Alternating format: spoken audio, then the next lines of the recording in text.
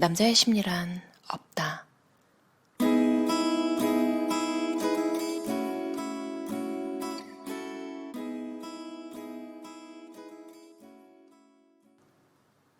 나는 남녀가 서로 다른 별에 산다는 말이 지긋지긋한 사람들을 위해 이 책을 썼습니다.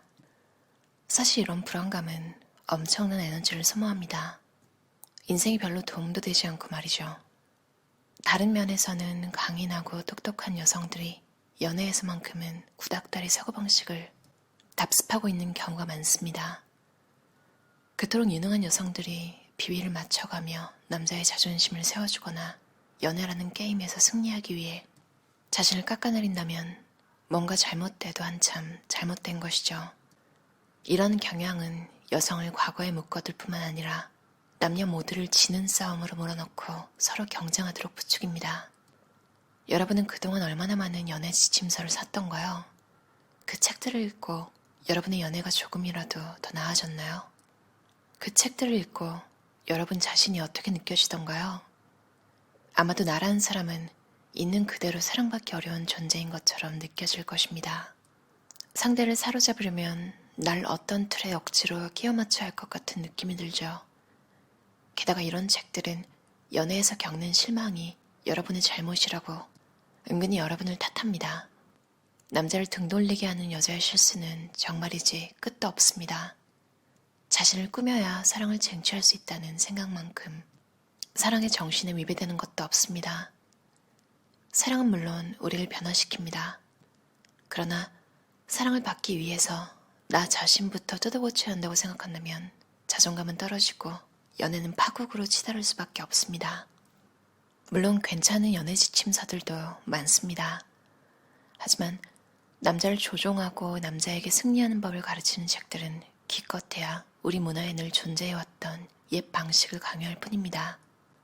남자 스스로 남자답고 중요한 사람이로 느낄 수 있도록 그의 의견에 맞장구를 쳐줘야 한다고 조언하죠. 하지만 연애에 방법이란 없습니다. 노력과 행복은 비례하지 않습니다. 책에서 배운 연애의 규칙들을 따른다고 해서 상처를 미리 예방할 수도 없는 노릇입니다. 연애를 가르치는 책들은 쓰레기통에 던져버리라고 하는 이유도 여기 있습니다. 그렇게 하면 밀당 게임에 열중하느라 잃어버렸던 연애의 매력과 품위, 용기가 되살아날 것입니다. 내가 이야기해본 남자들은 대부분 사랑에 자신 없어 합니다. 다들 거절당할까 두려워하고 사랑하는 여자가 떠나면 크게 상처받습니다. 여자들의 감성과 다를 게 별로 없어 보이죠?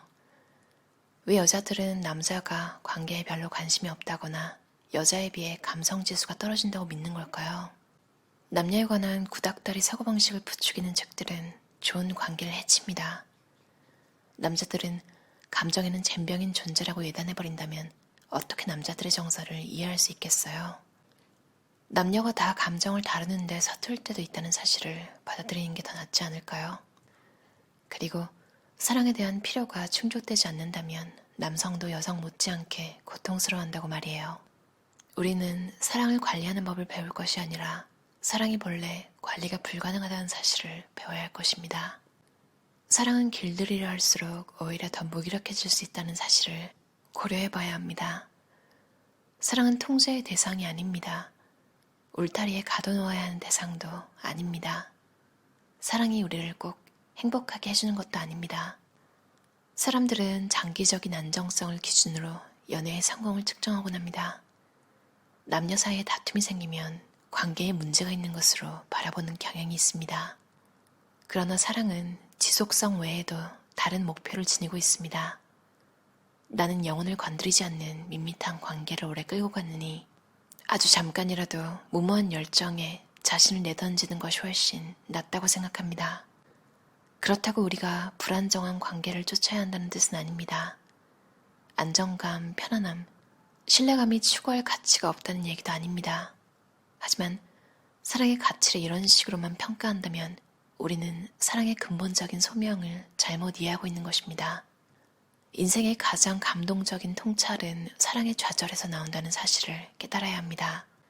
이런 고통스러운 좌절은 인생의 방향을 전체적으로 재평가하게 만듭니다.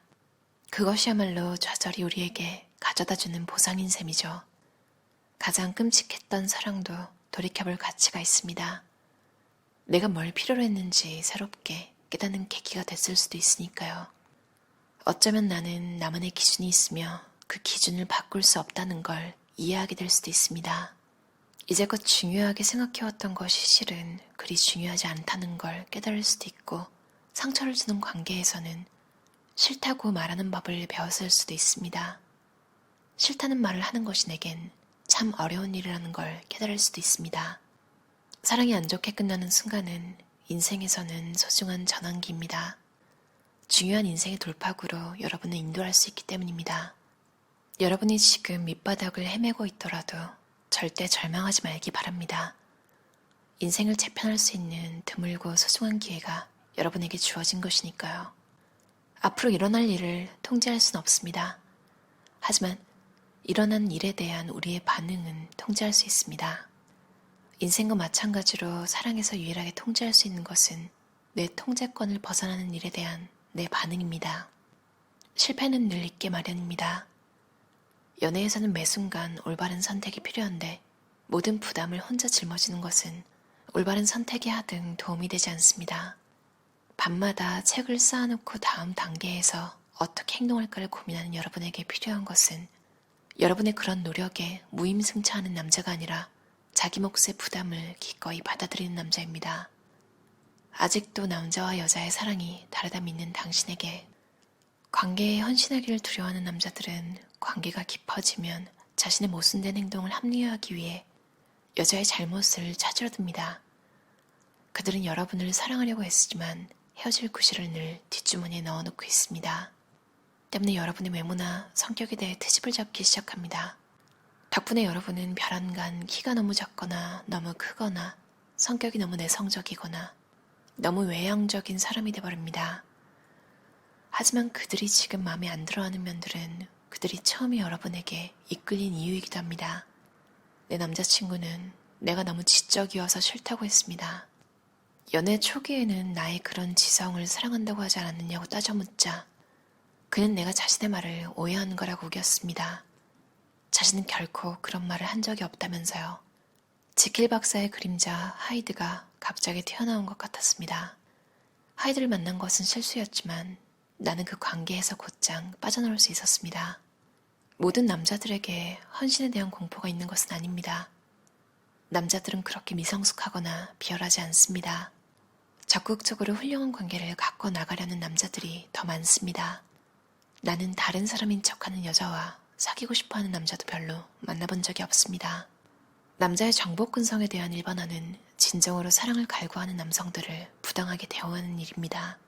남성에 대한 일반화는 대단히 명료하지만 사실 그것은 환상에 불과합니다. 그 같은 일반화는 우리를 경직시키고 진실한 감정을 두려워하게 만듭니다. 감정은 언젠가는 표면으로 떠오르게 마련입니다. 배는 이때 뒤집어지는 것입니다. 우리의 정체성은 끊임없이 변합니다. 우리가 어떤 사람이 될지는 우리의 세계로 들이는 사람들에 따라 크게 달라집니다. 우리 인생이 누군가와 접촉할 때마다 우린 조금씩 달라집니다. 우리는 주변 사람들에게 반응하며 진화합니다. 때문에 우리 삶으로 초대할 남자는 우리가 창의적인 방향으로 성장하는데 도움이 되는 사람이어야 합니다. 정복할 먹이로서 여성에게 접근하거나 여성성을 무력함의 또 다른 표현이라 여기는 남자는 우리의 인성에 도움이 못 됩니다. 이런 남자는 우리 존재의 숨겨진 면면을 조금도 일깨우지 못하죠. 여러분이 꿈에 그리던 남자는 연애 지침서에서는 발견하지 못할 것입니다. 그곳은 원시시대의 사냥꾼들이 모이는 곳이거든요. 참 이상하게도 이런 책의 저자들은 우리를 유인원급 사내들과 사귀게 하려고 작정한 듯합니다. 도무지 이해할 수 없지만 우리가 마초들과 사귀는 걸 기쁘게 생각해야 한다고 말하죠. 언젠가 나는 이선이란 남자를 알게 됐는데 그는 자신의 이상형이 갖춰야 할 자질을 마음속에 새겨놓고 다니는 남자였습니다. 그는 자신의 미래를 아주 구체적으로 계획하길 좋아했습니다. 그의 목록이란 알고 보면 자신을 떠받들어줄 여자를 찾는 자아도취형 소망으로 이루어진 것이었습니다. 게다가 그는 신체적 특징에 있어서도 세세한 기준을 가지고 있었습니다. 체형, 키, 머리 색깔, 연령, 임신 능력 등등 말이죠. 사귀었던 여자친구들이 그를 점차 멀리한 것은 어쩌면 당연한 일인지도 모릅니다. 그는 자신을 버린 여자의 흠을 잡는 것으로 결별을 정당화했습니다. 하지만 여자들이 그가 줄 수 있는 편안한 삶을 포기했던 이유는 그가 여자들의 자존심에 상처를 냈기 때문임을 우리는 소문을 통해 알고 있었습니다. 도저히 닿을 수 없는 이상형에 비교당하는 걸 좋아하는 사람은 아무도 없습니다. 외부에서 강요되는 기준에 못 미칠 때 따라오는 더러운 기분을 좋아할 사람은 없습니다. 그는 여자와 함께 미래를 만들어 나가는 데는 관심이 없었습니다. 그는 그가 만들어 놓은 생활 속으로 상대방이 들어오길 원했습니다. 결국 이성과 결혼한 여자는 자기가 들어가 살 집의 가구를 고르는 순간에조차 아무런 발언권을 행사할 수 없었습니다. 그는 아내가 결혼 반지값에 해당하는 노동을 해주길 기대했습니다. 그녀가 밖에 나가서 일자리를 구해보겠다고 하자 그건 돈의 문제가 아니라며 원칙의 문제라고 했습니다. 아내란 남편이 가진 인생의 비전을 지지하는 사람이라면서요. 결혼식을 올리고 1년도 안 되어 그녀가 이선을 떠났을 때 놀라는 사람은 아무도 없었습니다. 이선에게서 멀어진 여자들은 그가 그토록 치명적인 이유는 여자를 홀대할 사람이라고는 상상조차 할 수 없을 정도로 섬세한 남자 행세를 했기 때문이라고 입을 모았습니다. 이선은 여자친구들이 폭발할 때까지 신사적으로 그녀들을 몰아붙였습니다. 그러고는 학대하는 사람은 다름 아닌 그녀들이라고 했습니다.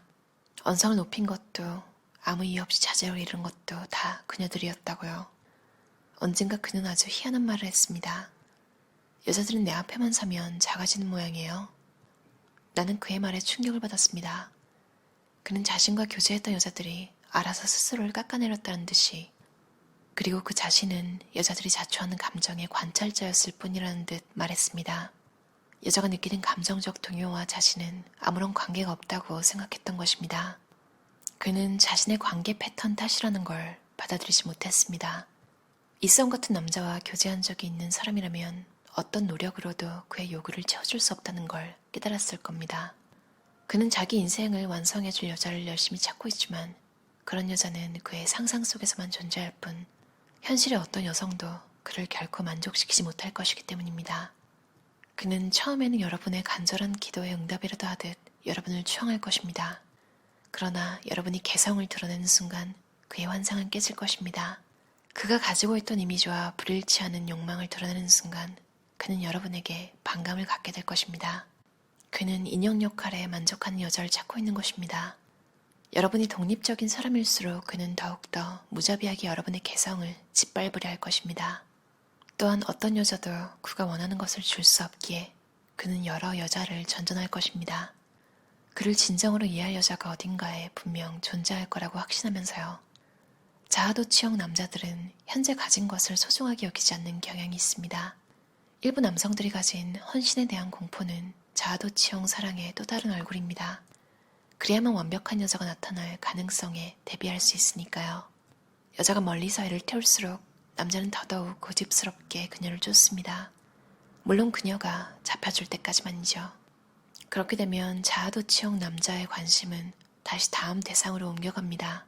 하지만 남자는 떠나기 전에 괜히 시간 낭비만 했다며 그녀를 벌할 가능성이 높습니다. 이들은 이해할 수 없을 정도로 냉담해집니다. 자기 판타지가 무너지는 것을 견딜 수 없기 때문이죠. 어떠셨나요? 마리 루티 저자의 하버드 사랑학 수업이라는 책이었어요. 이게 제목이 그냥 붙인 게 아니라 정말로 이 저자가 하버드대 교수인데 이게 정말 강의였어요. 그러니까 책 표지에 어떻게 적혀있냐면 2만 하버드대 학생이 열광한 마리 루티 교수의 최고 인기 강의. 와, 이 책이 수업 내용이라니 정말 이 학교 학생들은 복 받았구나 이런 생각을 했어요. 제가 읽었던 이선이라는 남자에 대한 이야기 부분 공감하시죠? 딱히 남자, 여자라기보다는 그런 인간 유형이 있잖아요. 뭔가 자기 상상 속에, 그러니까 자기만의 세계가 있는데 자기 주변에 있는 인물들은 자기가 생각한 대로 움직여야 되는 거예요. 그러니까 자기 마음대로 그렇게 정해놓고 평가하는 거죠, 계속.